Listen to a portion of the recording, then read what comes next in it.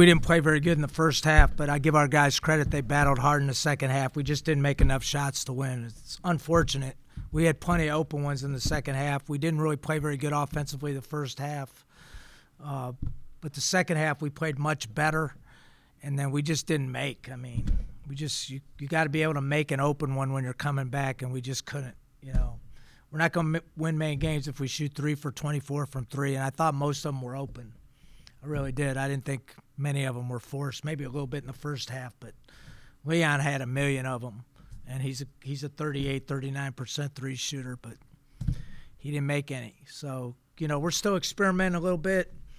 I thought, Cooks obviously killed us in the first half, and Bekelja's our best defensive player on the ball. So, we found out some things again tonight where he really helped us defensively and really clamped them down. He got 9 in the second half, but I know at least one of them came against Tyson when he made a bad route on a down screen. So I thought Bekelja did a really good job on him and changed the game. So a lot of times the stat sheet might not look like he did anything, but he guarded their best player. And again, you can't let the best players beat you, which we did tonight. We let the guy beat us in the first half, and then he beat us at the end with the steal. So, but again, we're a work in progress. I thought Rotroff helped us. I think when we can play a little bit bigger, it'll help us. We're a little bit small right now. And then we're still searching to see what the best lineups for our guys are. Like Jackie Johnson's a much better player. He just hasn't played great yet. So we're going to keep throwing him out there until he plays good. Now, I'm not going to play him in I'm going to try to win every game, you understand? So that's why I didn't play him in the second half. I can't really wait on him. But I'm going to throw him out there in the first half of every game, and then if he eventually he's going to play well. He practiced better. He just couldn't quite get it going yet. Pardon me? I didn't think he was great the first half. I thought he was better in attack mode the second half. He attacked the 5-man who was icing the ball screen, and he made them pay the price for it. And he actually had 0 assists, but he should have had about 10 of them, right? Is that what he had? He had 0? But, they just missed open shots when he passed it to him. So it's unfortunate, but he did a good job. He made a terrible defensive decision at the end, when he tried to go for the steal, which, I tell our guys, if you're going to gamble, you better make 100% sure at crunch time that, you make the play. But again, we got to live with a little bit of that. He's young. This is his first go-round, but he's a talented guy. Did Mikey coming in help not only in the defense on Cooks, but also allow the guys who normally, Primo especially, guarding him, have some more energy on the offensive end? Well, you still got to guard Estrada, so he really didn't have any vacation time, so, and then they're ball screening you to death, so. We just couldn't get the ball inside enough to hurt them. That's how we win games, and we just couldn't get it there until the second half. We couldn't get it there at all the first half. So that's just something we're going to have to work on. They had a good game plan. Their assistant coach was at Fordham last year, so they had a little bit of an advantage there. They kind of know what we're going to do, which, helped them a little bit for the prep. He's played against us for, at least 8 times in 2 years, so. They prepped us, and they took away some entries. They did a good job. I mean, it's a good team. I wouldn't say they're a great team, but they're a good team. They're a talented team. So, ask Houston. They're dangerous. They're streaky. And they did the same thing in the Houston game. They played great, and then they played crappy. And that's kind of what they did tonight. We just knew we had to stay the course. We just put ourselves in a bad hole. But what else you got?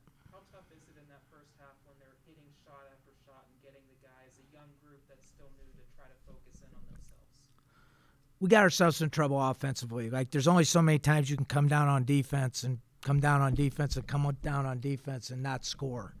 If you don't score, then mentally it really takes a toll on you. So, we did it to ourselves. We were self-inflicted. We rushed. We played one-on-one. We didn't move the ball. We just, we looked like an inexperienced team. And, we got ourselves in trouble. And then defensively, we kind of collapsed because of it. But we played much better defensively until I felt like we got tired again. When we had to sub again, we got ourselves in trouble again. We made turnovers the last 8-10 minutes that hurt us. We came all the way back, and then we made some dumb turnovers, and it hurt us. When you're coming back, you can't do that. And then we didn't make. Like, we had a bunch. I think had we got over the hump, we probably win the game. We just didn't make enough to get over the hump. Just emotionally, it's emotionally draining to come all the way back and then miss a 3 to tie the game that's wide open. That's hard. What else? Again, like, this is a new process for me. Like, normally if this was a team I had for 3 years, I'd be upset with them. But I think they showed some good character.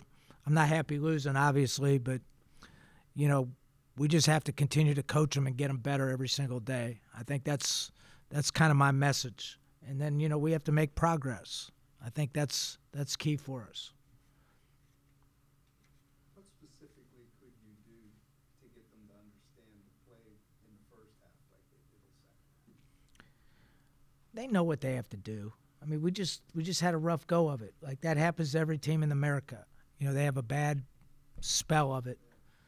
We got popped in the mouth. We didn't react very well. We let plays bother us. Probably played too many people. It's just going to be like that sometimes. Unfortunately, like, if you're going to have a good team, you can't lose at home. And, our fans did a good job again. They did a terrific job of getting us back in the game.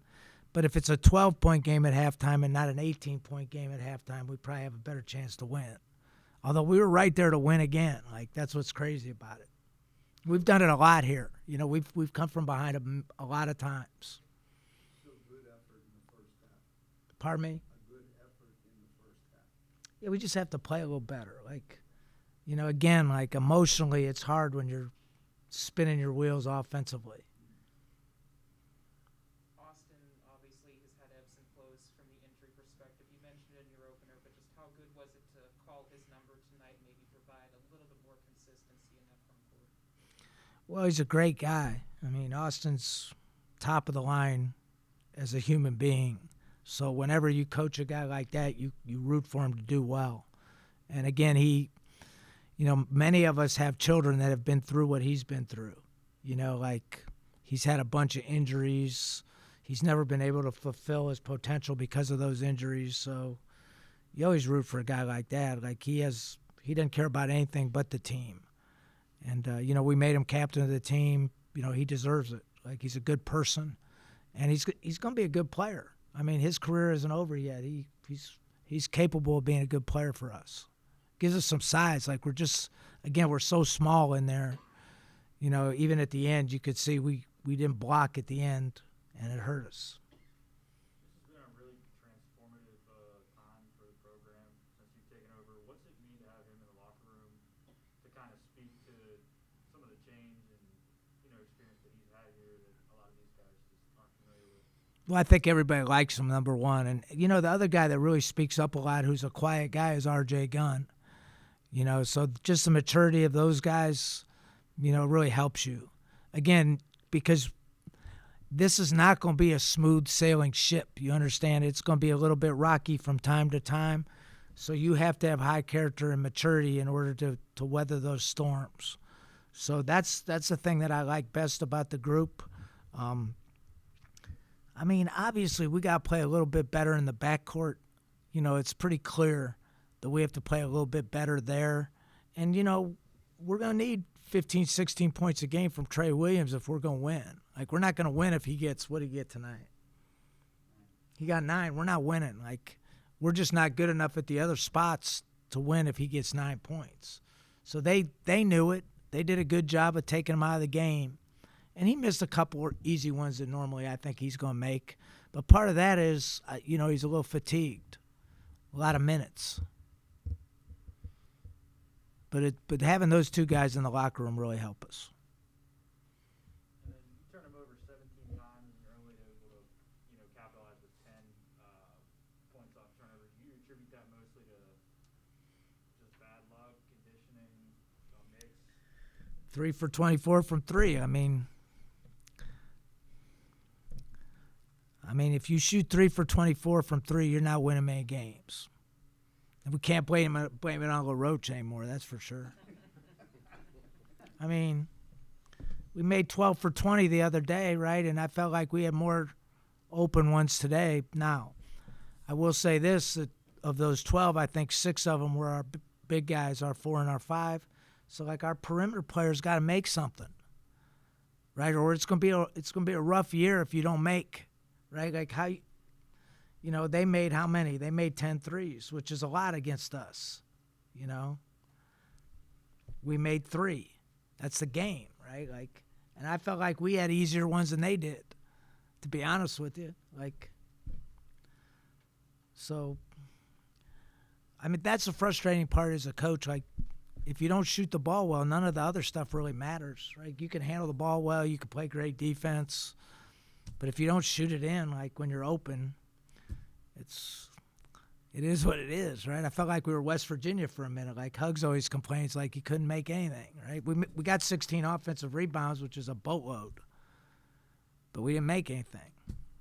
So, got to make. That's why Jackie Johnson's an important player for us if we can get him out there, because he can make. Now, he hasn't yet, but I think if we can get him out there defensively, understanding the system, eventually he'll make. So that's going to be part of our process. Good? All right, appreciate you guys.